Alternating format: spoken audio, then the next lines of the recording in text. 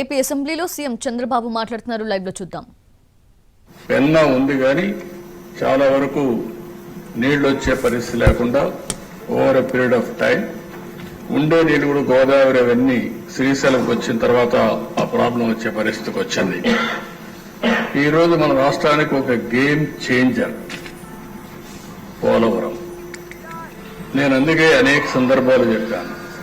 పోలవరం ఆంధ్రప్రదేశ్ రాష్ట్రానికి ఒక జీవనాడి, ఒక వెన్నెముక. ఇది గాని సమర్థవంతంగా గాని మనం చేసుకోగలిగితే, అక్కడి నుంచి నదుల అనుసంధానం జరగగలిగితే ఈ రాష్ట్రంలో కరువుకు చెక్ పెట్టే పరిస్థితి వస్తుంది.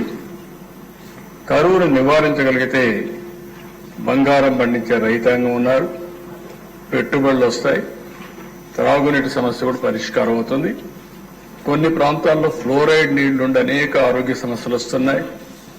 ఈస్ట్ వెస్ట్ గోదావరి జిల్లాల్లో చూస్తే ఎక్కువ చేపల చెరువులు వచ్చే తర్వాత కలుషితమైన నీళ్లు తాగే పరిస్థితికి వస్తున్నాం. అయితే అధ్యక్ష, ఇక్కడ సభ్యులందరికీ కూడా, మీకే కాకుండా రాష్ట్రంలో ఉండే ప్రజలు కూడా అర్థం చేసుకోవాల్సిన అవసరం ఉంది. ఈరోజు ఏదైతే పోలవరం ప్రాజెక్టు ఉందో అది ఇప్పుడుది కాదు, ఓసారి చరిత్ర. ఆ చరిత్రలో మనం చూస్తే 1941లో ప్రపోజల్ వచ్చింది. 1941లో దివాన్ బహదూర్ ఎల్ వెంకటకృష్ణయ్యర్, అప్పుడు చీఫ్ ఇంజనీర్ ఇరిగేషన్, అతను ఒక ప్రపోజల్ పెట్టాడు. ఒక స్టోరేజ్ రిజర్వాయర్ ఇక్కడ వస్తే బాగుంటుంది, గోదావరి పైన రావాలి అని ఆలోచించి ప్రిలిమినరీ ఇన్వెస్టిగేషన్ 42-44లో చేశాడు. అప్పట్లో ఒక జీవో కూడా ఇష్యూ చేశారు. ఆ జీవో ప్రకారం ఫర్దర్ ఇన్వెస్టిగేషన్ తొలిసారి మీరు చూస్తే 170 అడుగులు ఎత్తిపెట్టాలని, ఆ నుంచి 208 అడుగులు కూడా పెట్టాలని, దీనివల్ల 340 నుంచి 700 టీఎంసీ నీళ్లు పోలవరంలో, పేరు కూడా అప్పుడు పోలవరం కాదు, అక్కడ రిజర్వాయర్ నీళ్లు ఉంటాయని చెప్పి ఒక అవగాహనకు వచ్చారు. 75 నుంచి 150 మెగావాట్ల పవర్ ఉత్పత్తి చేయొచ్చనుకున్నారు.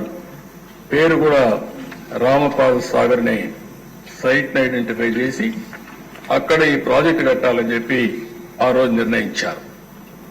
కడాన దిశ ఈ ప్రాజెక్ట్ ని గోవిందరాజు అయ్యంగారని 5-6 ఆగస్టు 1947లో ఇవన్నీ కూడా కన్సల్టెంట్ గా ఉండి ఇవన్నీ ఎస్టాబ్లిష్ చేసి ఇది ఫీజిబిలిటీ ఉంది, selection of site for dam is the best available site అని ఫైనలైజ్ చేశారు. ఆ రోజు గాని ఇప్పుడు వచ్చినట్టు పోలవరం పూర్తయిన దిశ ఎస్ఎస్ఆర్ 47-48 ప్రకారం 129 కోట్లు, ఈరోజు 55,000 కోట్లు. అంటే ఆ రోజు ఈ ప్రాజెక్ట్ అయిపోయింటే రాష్ట్రం ఎంత సువిష్టమయ్యేదో, ఎంత అభివృద్ధి అయ్యేదో ఒక ఉదాహరణ మాత్రం. అది అయిన తర్వాత దిశ చాలా సమస్యలు వచ్చాయి, కానీ అందరూ మర్చిపోయాం.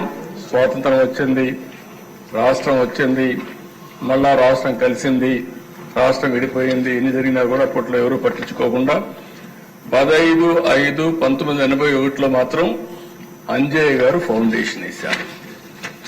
ఫౌండేషన్ వేసి ఆయన ఫౌండేషన్ మాత్రం వేశాడు, కానీ ప్రాజెక్ట్ ఏమి స్టార్ట్ చేయకపోతే రాజశేఖర రెడ్డి వచ్చిన తర్వాత దాన్ని ఎన్ని ఇబ్బందులు పెట్టానో అన్ని ఇబ్బందులు పెట్టి అస్తవ్యస్తం చేసి ప్రాజెక్ట్ ని ఇది అసాధ్యమనే పరిస్థితి